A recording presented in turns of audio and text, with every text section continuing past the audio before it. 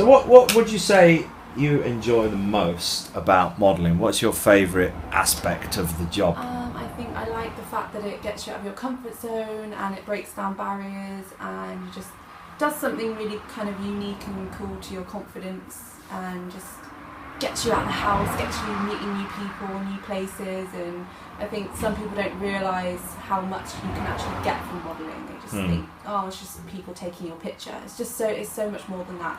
It's completely changed me as a person, in a good way, hopefully. Yeah. Well, you definitely not, in my book, wouldn't be described as underconfident in any way. People were like, you're an extrovert, aren't you? And I'm like, actually, I'm a bit of an introvert. And they're like, I don't believe you. No, they just think I'm this extrovert character. But you've got to be a bit of an extrovert, I think, if you're modelling. Well, it makes you more confident, so that's why it's good. It brings you out of yourself. And I know you're not just limited to glamour. I know that you do commercial stuff, you do fashion, you do lingerie, swimwear, you the whole art nude, figure nude, the whole thing. Nude. I started doing art nude and I thought, that's it, I'm just an art nude model, and people would say that to me.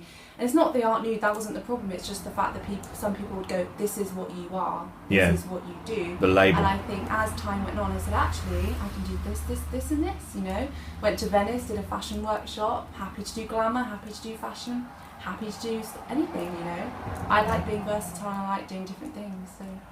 And in the 3 years that you've been in the business, it's witnessed tremendous change. I mean, we've lost Nuts and Zoo. I know. We've lost times. Calendars are a bit of a niche thing now. I know people still do them, but they're not really that commercially viable. I was very, very happy that my calendar sold out. But right. Even that is quite a commitment. To do a calendar. Yeah. Things are changing, it's harder, Yeah. But I'm glad I did it and stuff, so. And the Sun have all but got rid of page 3, so, I feel very blessed that I'm even in page 3. Yeah, long live the Daily Star. About that, so, yeah, long live. And I know it's difficult, I'm not expecting you to look into a crystal ball, but where would you imagine, what direction, what sort of changes are we likely to see in the next 3 years? Me or just in general? for modelling, for the industry, particularly the glamour side. I don't know really. It's kind of, there's always two sides to the story, isn't there? What you shouldn't do and what you should do. Are you killing the industry or are you not?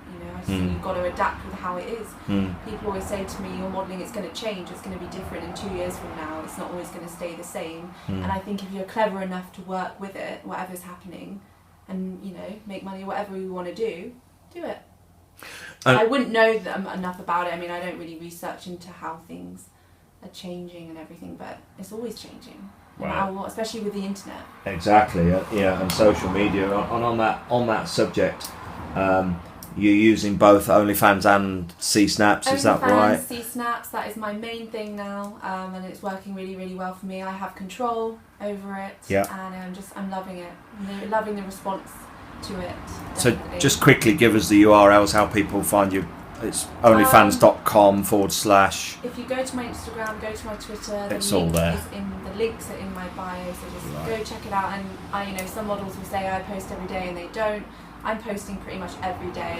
Sometimes twice a day. I'm keeping it fresh, and you can tell, I think, that I'm having fun with it. It's not just, oh God, put up another update. I'm genuinely loving the stuff that I'm putting up there. So.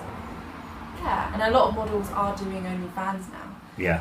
And so it seems to be the way forward, so that's why I'm going with that. Yeah. But would you say, I mean, everyone likes to be in control of their own career. I guess it doesn't really matter what you do.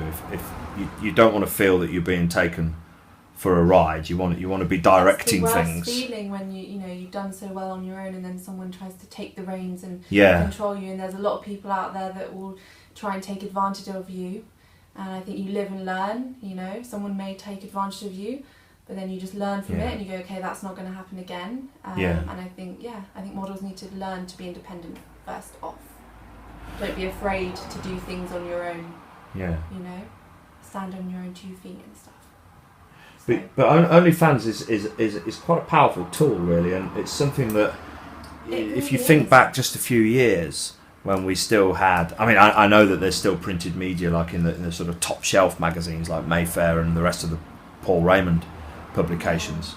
But I think back to when I was an adolescent teenager, and I was interested in women, to be inspired by female beauty as I am now. the only outlet really back in those days was page 3. We didn't have any internet. And now, if you'd have said there's this mechanism, this vehicle, on your phone, you know, just click on your phone and you can be interactive with whoever you want. And the thing I love about OnlyFans as well is it's really user friendly. It's really user friendly for people to message me. I can message them back. Yeah. I can reply to their comments, and I genuinely do that. And it's just easy to upload videos as well, which is cool. So.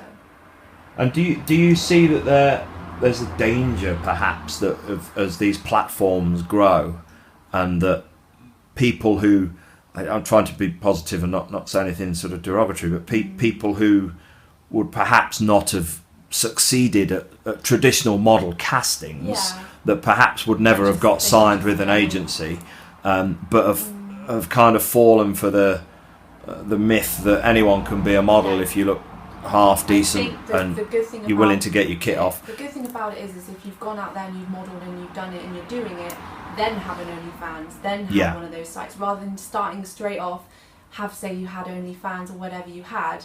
You know, I love OnlyFans because I can sit at home and I can do it, and there's no travelling involved, and expenses are very expenses going on trains. But I still love going out and modelling. Yeah. And I'm still going to pursue that. It's not just I'm just going to do OnlyFans now and that's all I'm doing. I like doing both, and they complement each other. Yeah. So it's always good to have the modelling first. Sensible way to look at it. Good balance. Yeah. And you're quite satisfied, pleased with the progress of growth in terms of subscriptions for. I've only been doing the OnlyFans for about a month. Yeah, since the start of this month, and I've already got quite a few fans on there, and Excellent. also on Snapchat. So overall, coming up to 100 on for both. Mm-hmm. So I've got a good following. Mm-hmm. So I think, I don't know, Snapchat, I must have about 300 people now on my Snapchat, and OnlyFans is growing. So yeah, it's cool.